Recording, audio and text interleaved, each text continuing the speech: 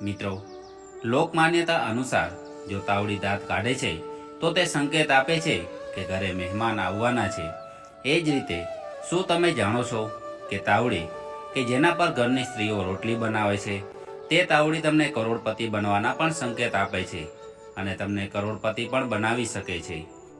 મિત્રો, આજના વિડીયોમાં જણાવશું કે વાસ્તુશાસ્ત્ર અનુસાર તાવડીને કેવી રીતે અને કઈ ખાસ જગ્યા પર રાખવાથી ઘરમાં ધન વર્ષા થાય છે. મિત્રો, આજની જાણકારી પસંદ આવે છે તો વિડીયોને લાઈક અવશ્ય કરજો અને ચેનલ પર નવા છો તો અમારા વિડીયો જોવા માટે ચેનલને સબસ્ક્રાઈબ કરી લેજો અને કોમેન્ટમાં જય શ્રી કૃષ્ણ, હર હર મહાદેવ લખવાનું ભૂલતા નહીં. રસોડામાં રાખેલી તાવડી ફક્ત રોટલી બનાવવા માટે નથી હોતી, પરંતુ તેના ખાસ સંકેતો તમને રાતોરાત કરોડપતિ પણ બનાવી શકે છે. મિત્રો, રસોઈ ઘરના આ ખાસ સંકેતો તમે જાણો છો તો તેને અનુસરવાથી માતા લક્ષ્મીની કૃપાથી ઘરમાં સુખ શાંતિ બની રહે છે અને સાથે સાથે અપાર ધન વર્ષા થાય છે. નંબર 1, તાવડી અને કડાઈ રાહુનું પ્રતિનિધિત્વ કરે છે. આથી રસોઈ ઘરને હંમેશા સાફ રાખવું જોઈએ. મિત્રો, અગર કોઈ સ્ત્રી ગંદી તાવડી અથવા ગંદી કડાઈનો ઉપયોગ કરે છે તો તેનો સીધો પ્રભાવ તેના પતિના જીવન પર પડે છે. આથી હંમેશા તાવડી અને કડાઈની સાફ સફાઈ અવશ્ય કરવી જોઈએ. ઘણી બહેનો રોટલી બનાવ્યા બાદ તાવડીની સાફ સફાઈ નથી કરતા અને તેને જેમની તેમ મૂકી દે છે. આવું ભૂલથી પણ ના કરવું જોઈએ. નંબર 2, સવારે દિવસની પહેલી રસોઈ બનાવતી વખતે તાવડીને ગરમ કર્યા બાદ તેના ઉપર થોડું નમક નાખવું જોઈએ અને ખાસ ધ્યાન રાખો કે નમક સાથે અન્ય કોઈ વસ્તુની ભેળસેળ ના હોવી જોઈએ, જેમ કે હળદર, લાલ મરચું, ગરમ મસાલો જેવી રસોઈની કોઈ પણ વસ્તુ નમકમાં પડેલું ના હોવું જોઈએ. આવું કરવાથી ઘરમાંથી નકારાત્મક ઉર્જા દૂર થાય છે અને નમકને તાવડી પર નાખવાથી તાવડી પર રહેલા કીટાણુનો નાશ થાય છે.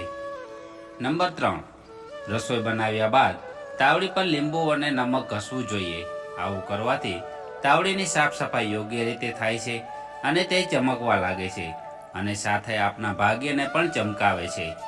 નંબર 4, તાવડી ઉપર ક્યારેય પણ તીખી વસ્તુ શેકવી ના જોઈએ અને રોટલી બનાવતી વખતે રોટલી બળીને તાવડી પર ચોંટી જાય તો તેને ઘસીને સાફ કરવા કરતાં રોટલી બનાવ્યા બાદ તાવડીને પલાળી તેને ધીમે ધીમે સાફ કરવી જોઈએ.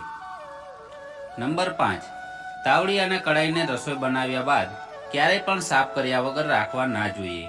રસોઈ બની જાય કે તરત જ તેની સાફ સફાઈ પહેલાં કરવી જોઈએ.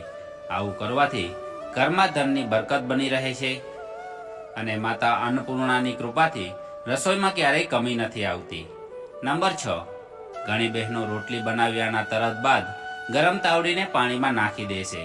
જો તમે પણ આવું કરો છો તો ચેતી જજો, કેમ કે શાસ્ત્રો અનુસાર આવું કરવું અશુભ માનવામાં આવે છે. નંબર 7, જ્યોતિષશાસ્ત્ર અનુસાર તાવડીનો સીધો સંબંધ રાહુ સાથે છે, એટલા માટે તાવડીની સાફ સફાઈનું વિશેષ ધ્યાન રાખવું જોઈએ. નંબર 8, તાવડીને હંમેશા સીધી રાખવી જોઈએ. તાવડીને ઊંધી અથવા દિવાલને ટેકે ઊભી રાખવાથી અથવા દિવાલ પર ટાંગવાથી ઘરમાં પતિ પત્ની વચ્ચે કંકાસ અને ઝઘડા વધે છે. તાવડીને ગેસ પર ક્યારેય પણ ના રાખવી જોઈએ. તાવડીનું કામ પતી જાય એટલે તરત જ તેને ગેસ પરથી ઉતારી લેવી જોઈએ. નંબર 9, બહેનોએ આ નિયમનું ખાસ પાલન કરવું જોઈએ.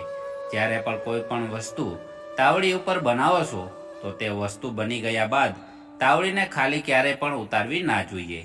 જો તમે રોટલી બનાવો છો તો છેલ્લી રોટલી બની જાય એટલે રોટલીને તાવડી પર જ રાખીને તાવડીને ચૂલા અથવા ગેસ પરથી ઉતારી લેવી જોઈએ.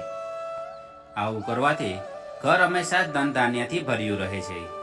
મિત્રો, આ 9 નિયમોનું જો તમે પાલન કરો છો તો ઘરમાં સુખ, શાંતિ અને સમૃદ્ધિ બની રહે છે અને માતા લક્ષ્મીની કૃપાથી ધનના ભંડારમાં કાયમ વૃદ્ધિ થતી રહે છે અને નકારાત્મક શક્તિઓ ઘરથી દૂર રહે છે. આજના વિડીયોમાં જે જાણકારી આપી છે તે એકદમ સામાન્ય લાગે છે, પરંતુ તેનું પાલન કરવાથી ઘરમાં ઘણા બધા ફાયદા થાય છે. બહેનોએ આ 9 નિયમોનું ખાસ પાલન કરવું જોઈએ. મિત્રો, આશા કરીએ છીએ આજની જાણકારી પસંદ આવી હશે અને પસંદ આવી છે તો વિડીયોને લાઈક અવશ્ય કરજો અને ચેનલ પર નવા છો તો અમારા વિડીયો જોવા માટે ચેનલને સબસ્ક્રાઈબ કરી લેજો અને કોમેન્ટમાં જય શ્રી કૃષ્ણ, હર હર મહાદેવ લખવાનું ભૂલતા નહીં.